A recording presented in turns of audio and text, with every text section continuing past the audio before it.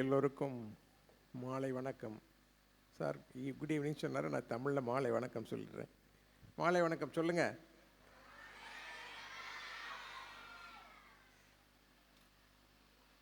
இந்த school ஆரம்பிக்கப்படுறதுக்காக doctor Abul Hasan முதல்ல ஒரு இடம் வாங்கணும் அப்படிங்கிறதுக்காக பார்த்துட்டு இருந்தாங்க. பார்த்துட்டு இருந்த சமயத்தில் இந்த இடம் வந்துச்சு. அங்கே ஸ்கூல் நடந்துகிட்ருக்கு,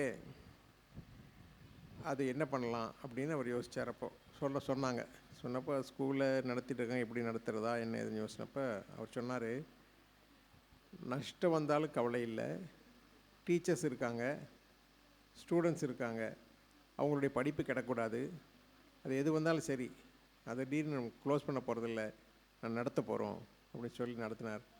அந்த ஒரு ஸ்கூல் நடத்தினா, இப்போ நீங்கள் கேள்விப்பட்டிருப்பீங்க, ஸ்கூல் நடத்தினா நல்லா வரும், ஸ்கூலில் நிறையா சம்பாதிக்கிறாங்க அப்படின்னு சொல்லலாம். ஆனால் இங்கே லாபம் வராட்டியும் பரவாயில்ல, நஷ்டம் வந்தாலும் பரவாயில்ல, பசங்களுடைய படிப்பு கிடக்கூடாது, பையங்க நல்லா இருக்கணும், நல்ல முறையில் நடத்தணும் அப்படிங்கிறதுக்காக இதை தொடர்ந்து நடத்துகிறாங்க. உண்மையிலேயே அதை பெரிய பாராட்டப்படைய விஷயம். அவங்களுக்கு இந்த ஒரு நல்ல மனசை கொடுத்து சின்ன வயசுலேருந்தே டாக்டர் அபுல் ஹசன் சார் காலேஜில் படித்த காலத்தில், ஸ்கூலில் படித்தாலும் இன்ட்ராக்ட் ட்ராக்கில் இருந்து ரத்த தானம் சொன்னாங்க இல்லையா, அப்போவே தஞ்சாவூர் மலைக்கு அவர் படித்தப்ப ரத்த தானத்தை ஊக்குவிச்சு பழைய அவார்ட்ஸ்லாம் வாங்கியிருக்காங்க. அதாவது நான் சொன்னால் நான் ரத்தம் கொடுத்துருக்கேன்னு சொல்லுவாங்க, நான் ப்ளட் பேங்க்கில் அரேஞ்ச் பண்ணியிருக்கேன், ஐ கேம்ப் அரேஞ்ச் பண்ணியிருக்கேன், ப்ளட் கேம்ப்லாம் அரேஞ்ச் பண்ணியிருக்கேன், ப்ளட் டொனேஷன் கேம்ப்லாம். ஆனால் ஒரு சின்ன வயசில் காலேஜிலேருந்து அதில் ரொம்ப ஆக்டிவாக இருந்து, தஞ்சாவூரில் ரொம்ப ஆக்டிவாக இருந்து அதாவது சில பேருக்கு பிறவியிலிருந்தே அந்த சோசியல் சர்வீஸ் செய்யணும் அப்படிங்கிற எண்ணம் இருக்கும். அந்த மாதிரி ஒரு எண்ணம் உள்ள ஒரு மனிதர் உங்களுடைய கரஸ்பாண்டன்ட் டாக்டர் அபுல் ஹசன். அவருக்கு ஒரு துணைவியார் கிடைச்சார் பாருங்க, அதுதாங்க அதோட சிறப்பு. அவங்க எது நல்லது செஞ்சாலும் அதை வேண்டான்னு சொல்லாமல் சிறப்பாக மேடம் செய்யுங்க, நல்லது செய்யுங்க அப்படின்னு சொல்லுவாங்க. ஒரு தடவை டாக்டர் அபுல் ஹசனோட அம்மா அபுல் ஹசன் சொன்னாங்களாம், தம்பி நான் ஹஜ்ஜுக்கு ஒரு தடவை போயிட்டு வந்துட்டேன், இன்னொரு தடவை நான் போக விரும்பலை, அது எனக்கு என்ன செலவாகும் அதை வச்சு ஒரு ஏழை பெண்ணுக்கு திருமணம் செய்து வை அப்படின்னு அவங்க அம்மா சொன்னாங்களாம். முஸ்லீம்ஸோட கடமையாக ஹஜ்ஜுக்கு போகிறது ஒரு தடவை 2 தடவை 3 தடவை போகிறதுக்கு போவாங்க. ஆனால் இவங்களுடைய அம்மா என்ன சொன்னாங்க, எனக்கு ஒரு தடவை போயிட்டு வந்தாச்சு, இனிமேல் ஹஜ்ஜுக்கு நான் போக விரும்பலை, அந்த செலவை வச்சு நீ ஏழை பெண்ணுக்கு கல்யாணம் பண்ணுவேன்னு சொன்னாங்க. அப்படிப்பட்ட உயர்ந்த ஒரு மனதுடைய ஒரு பெண்மணியின் மகன் டாக்டர் அபுல் ஹசன். உண்மையிலேயே அதை நம்ம அந்த பரம்பரையாக வழி வழியாக வருது, அந்த எண்ணங்களோடு ஏற்படுறார். அதனால தான் எப்போவுமே ஈகை குணம் இருக்கணும். நீங்கள் ஸ்டூடெண்ட்ஸ்லாம் இருக்கிறீங்க, நல்லா படிக்கிறீங்க, எல்லாம் பண்ணுறீங்க, ஆனால் அதே சமயம் உங்களுக்குள்ள ஒரு போட்டிகளும் பொறாமைகள் எல்லாம் வாழணும். நாங்கள்லாம் படித்த காலத்தில் 1ஆவதுல ஒரு பாடம் இருக்கும், 4 மாடுகள் ஒன்றா மேய்ஞ்சிட்ருக்கும், புலி வந்தோடனே எல்லாம் பறந்துடும், சிங்கம் புலி வந்தோடனே. அப்புறம் அந்த மாடு அடுத்த படத்தில் என்ன போட்டிருப்பாங்க, 4 மாடுகளை சேர்ந்து எதிர்க்கும், அப்போ அந்த சிங்கம் ஓடி போயிடும். அப்போ என்ன, அதை எங்களுக்கு கருத்து புரிஞ்சுக்கிட்டோன்னா ஒத்துமையாக இருக்கணும், ரொம்ப முக்கியமான விஷயம். இப்போ அந்த மாதிரி பாடங்களும் இதுகளும் இப்போ இருக்குல்ல. சிபிஎஸ்சி மெட்ரிகுலேஷன் சிபிஎஸ்சி எல்லாம் போச்ச ஒழிய அந்த மாரல் சயின்ஸ் பீரியடே வர வர குறைஞ்சி போச்சு. அது எல்லா ஸ்கூல்லேயும் மாரல் சயின்ஸ் பீரியட்னு வைக்கணும்னு இருக்கு, ஆனால் அது வேறு எதாவது கொடுத்துட்றாங்க. அது ரொம்ப முக்கியமானது, ஒத்துமையாக இருக்கணும். இன்னொன்று, ஸ்டூடெண்ட்ஸ்குள்ளே இப்போ வர வர சண்டைகளும் சச்சரவும் வருது. அது பொறாமைகள் போட்டிகள் எப்படி அவாய்ட் பண்ணுறதுக்கு அது இன்னொரு படிச்சிருக்கோம். ஒரு பாலம் இருக்கும், 2 ஆடு நடந்து போகும் முதல் படத்தில், 2 முட்டிக்கு 2 கீழே விழுந்துடும் ஆற்றுல.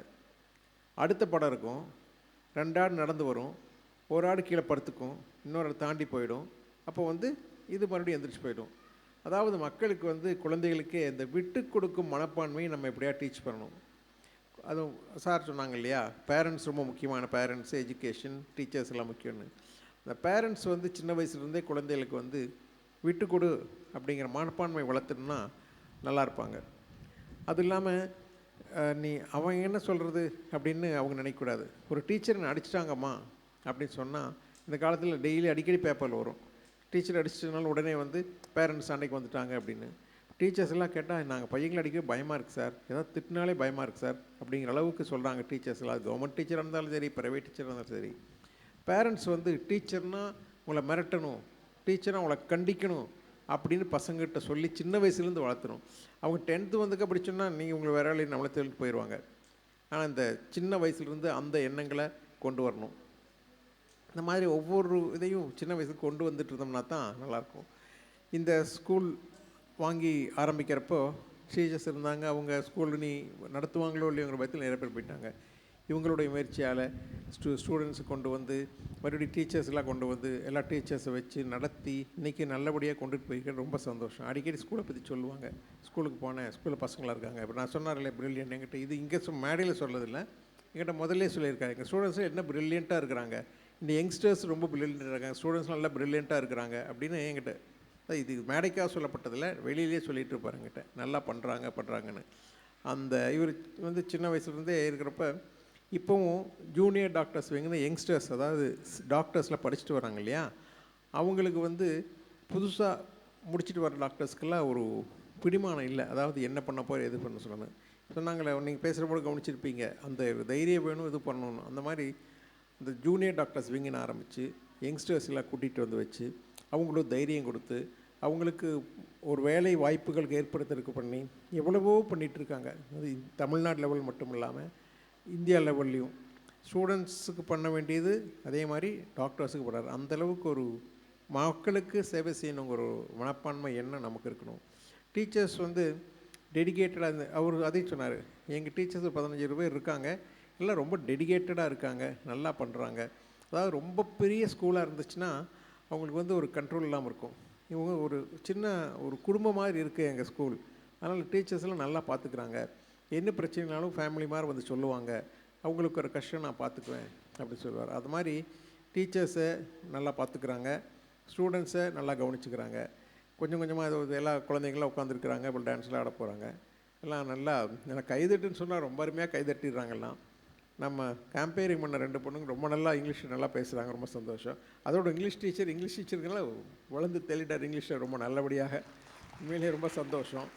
உங்கள் பிரின்ஸிபல் வந்து இன்றைக்கி குடும்ப இதனால் வயசு போயிட்டனால இப்போ மீட் பண்ண முடியல. ரொம்ப நல்லா இருக்குது. அப்புறம் இந்த ரத்தத்தை பற்றி சொன்னாங்க இல்லையா, பெரியவங்களாம் வர்றதுனால ரத்த தானம்ங்கிறது ஒன்றுமே பெருசு. தானங்கள் நிறையா தானங்கள் இருக்குது. அன்னதானம், கோயிலில் அன்னதானம் கொடுப்பாங்க, அது என்னமோ அன்னதானம் தலை சிறந்தானம்னு. அன்னதானம், உடல் தானம், இரத்த தானம், அதாவது உறுப்புகள் தானம்னு சொல்கிறாங்க. இரத்த தானம் ஒன்று தான் நம்ம உயிரோட நல்ல நிலைமையில் இருக்கிறப்ப கொடுக்கக்கூடிய ஒரே தானம். இப்போ வந்து பொருள் தானம்னா பணக்காரன் கொடுக்க முடியும், ஏழைனாலும் கொடுக்க முடியாது. அன்னதானம்னா சில பேர் தான் அன்னதானம் முடியும். இரத்த தானம் வந்து யார் வேணாலும் கொடுக்கலாம், பெண்களும் கொடுக்கலாம், ஆண்களும் கொடுக்கலாம். 18 வயசுலேருந்து 65 66 வயசு வரைக்கும் இரத்த தானம் செய்யலாம். பெண்கள்னால் 4 மாதத்துக்கு ஒரு முறை, ஆண்கள்னால் 3 மாதத்துக்கு ஒரு முறை. ஒரு மிச்சப்படி எது வேணும் கூட கொடுத்துட்டு என்ன வேலை செய்யலாம், எதுவும் பண்ணலாம், விளையாட போல எல்லாம் பண்ணலாம். அதாவது ஒரு நல்ல தானம் இது. கண் மருத்துவராக இருக்கிறனால கண் தானம்னு கேட்குறாங்க. கண் தானம்னா இறந்ததுக்கப்புறம் தான் கொடுக்கும், உயிரோடு கொடுக்க முடியாது. ஸோ உடம்பு நல்லபடியாக இருக்கும் பொழுது நமக்கு எந்த தொந்தரவும் இல்லாமல் மற்றவர்களுக்கு ரொம்ப உபயோகமாக இருக்கக்கூடிய ஒரு தானமே உலகத்தில் இரத்த தானம் தான். அது வந்து பெரியவங்களாம் இருக்கிறனால சொல்ல, குழந்தைகளுக்கு அது என்னென்னு புரியாது. இந்த மாதிரி ஒவ்வொரு மக்களும் அந்த ஸ்கூலை பற்றி இந்த பேரண்ட்ஸும் நல்லா அண்டர்ஸ்டாண்டிங்காக இருக்காங்கன்னு சார் சொன்னார். பேரண்ட்ஸ்லாம் பெரியமாக வந்து பார்த்துட்டு போவாங்க, எது பண்ணாலும் வந்து ரெஸ்பாண்ட் பண்ணுறாங்கன்னு சொன்னார். அது மாதிரி ஒவ்வொரு பேரண்ட்ஸும் உங்கள் பையங்க குழந்தைங்க எப்படி பண்ணுறாங்க என்ன பண்ணுறாங்க. இப்போ வந்து எல்லா புக்லேயும் போடுறாங்க, பேரண்ட்ஸுக்கு குழந்தைகள் கவனிக்கணும், என்ன பண்ணாங்கன்னு கவனிக்கணும்ட்டுன்னு. அது உண்மை தான்.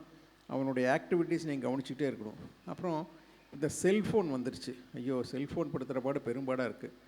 நான் ஒரு கண் மருத்துவம் இருக்கிறதுனால செல்ஃபோன் வந்து பார்த்தா கண்ணெல்லாம்னு கெட்டு போயிடாது, ஆனால் ஐஸ் ஸ்ட்ரெயின் ஆகும், அதாவது கஷ்டமாக இருக்கும், எரிச்சல் வரும். அது மாதிரி நான் என்ன பொதுவாக எப்படி சொல்கிறேன்னா, செல்ஃபோன் பார்த்தா இது உட்காந்து பாருங்கள், வெளிச்சத்தில் பாருங்கள், இருட்டில் பார்க்காதீங்க, படுத்துட்டு பார்க்காதீங்க, செல்ஃபோன் பெட்டுக்கு கொண்டு போய் பழகாதீங்க. இந்த செல்ஃபோன் பெட்டுக்கு கொண்டு போய் பழகாதீங்க யாரும் கேட்க மாட்டாங்க. ராத்திரியில் எல்லா வேலையும் முடிச்சுட்டு தான் இருட்டில் உட்காந்து செல்ஃபோன் பார்த்துட்டு இருப்பாங்க. நாங்கள் சொல்கிறது வெளிச்சத்தில் பாருங்கள், ஐஸ் ஸ்ட்ரெயின் ஆகாது அப்படின்னு. செல்ஃபோன் பார்த்தா கெட்டு போயிடுமா அப்படிப்பாங்க. அப்படிலாம் கண்ணெல்லாம் கெடாது. ஆனால் கொரோனா டைமில் எங்கேயுமே வெளியே போகாமல் செல்ஃபோனையே பார்த்துட்டு இருந்தனால மைனஸ் பவர் ஜாஸ்தியாச்சு. அதனால செல்ஃபோனுக்கு என்ன பண்ணும், நார்மலாக சிமிட்டிட்டு பாருங்கள், பிளிங்க் நார்மலி 15 மினிட்ஸ் 15 நிமிஷம் ஒருக்கா ஒரு நிமிஷம் பார்க்கணும், 40 மினிட்ஸ் ஆனால் 10 நிமிஷம் எந்திரிச்சு நடந்துட்டு வரணும் சொல்லுவோம். அதே மாதிரி தூங்குறதுக்கு 1 மணி நேரத்துக்கு முன்னாடி எலக்ட்ரானிக் ஐட்டம்ஸ் எல்லாமே கட் பண்ணிடுங்க. இன்றைக்கி நான் சின்ன பசங்களாக இருப்பாங்க, இப்போ நீங்கள் கொடுக்க மாட்டீங்க, இவங்களே காலேஜுக்கு போவாங்க. காலேஜ் போனால் எல்லாருக்கும் ஒரு செல்ஃபோன் இருக்கும், ஆண்ட்ராய்டு ஃபோன் இருக்கும். அப்போ வந்து ராத்திரியில் உட்காந்து பார்த்துட்டு இருப்பாங்க. நாங்கள் என்ன சொல்கிறது, தூங்குறதுக்கு 1 ஹவர் மாதிரி எலக்ட்ரானிக் ஐட்டம்ஸ் கட் பண்ணிவிட்டு இந்த 1 ஹவரில் பேசுங்க, சிரிங்க, ஃபேமிலிகிட்ட பேசுங்க, ஃப்ரெண்ட்ஸ்கிட்ட பேசுங்க, நல்லா தூக்கம் வரும். மனிதனுக்கு தூக்கம் ரொம்ப முக்கியம், தூக்கம் கிடக்கூடாது. எதிர்காலத்து இந்த மாதிரி நல்லா தூக்கம் கிடக்கூடாதுன்னா எலக்ட்ரானிக் ஐட்டம்ஸ் 1 ஹவருக்கு வந்து கட் பண்ணுன்னு சொல்கிறோம். ஆனால் அதுவும் பார்க்க முடியல. பட் இதெல்லாம் நமக்கு ஒரு தெரிஞ்சுக்கணும். பேரண்ட்ஸ் வந்து நாளைக்கு பையங்க பெரிய பையன் ஆனாலும் இல்லை இது இப்படி செய்யாத அப்படின்னு நீங்கள் சொல்கிற அளவுக்கு இருக்கணும். பசங்க உங்கள் பேச்சை கேட்டு நல்லபடியாக நடக்கிறதுக்கு சின்ன வயசுலேருந்தே குடும்பத்தில் அட்டாச்மெண்ட்டாக இருக்கணும், குடும்பத்தில் ஒவ்வொரு இதையும் கேட்கணும். அந்த மாதிரி சின்ன வயசுலேருந்தே வளர்த்திட்டு வந்தீங்கன்னா நல்லது. ஒரு காய்கறி வாங்க போகிறதா சின்ன பையனா ஒரு 5th வந்தோடனே போய் வாங்கிட்டு வர சொல்லுங்கள். செல்லம் கொடுத்து கெடுத்துடாதீங்க. அதை மாதிரி பண்ணி வளர்த்திட்டு இருந்தீங்கன்னா பையன் நாளைக்கு பொறுப்போடு வருவான். வீட்டில் ஒரு இதுக்கு தட்டை சாப்பிட்டாங்களா அது போய் கழுவிட்டுவான்னு சொல்லணும். அந்த மாதிரி இருந்தோம்னா குழந்தைகளும் இதாக வளர்ந்து நல்லா வளரும். நல்லபடியாக நல்ல ஸ்கூலாக நடத்திட்டு இருக்காங்க. இன்னும் நல்லா மிச்சவங்களையும் சேர்த்து நல்லபடியாக ஸ்கூலை நடத்துறதுக்கு என்னுடைய வாழ்த்துக்கள். நன்றி, வணக்கம். Thank you so much, sir, for your inspiring words. We are extremely grateful for your presence and sharing your valuable insights with us today. Thank you, sir.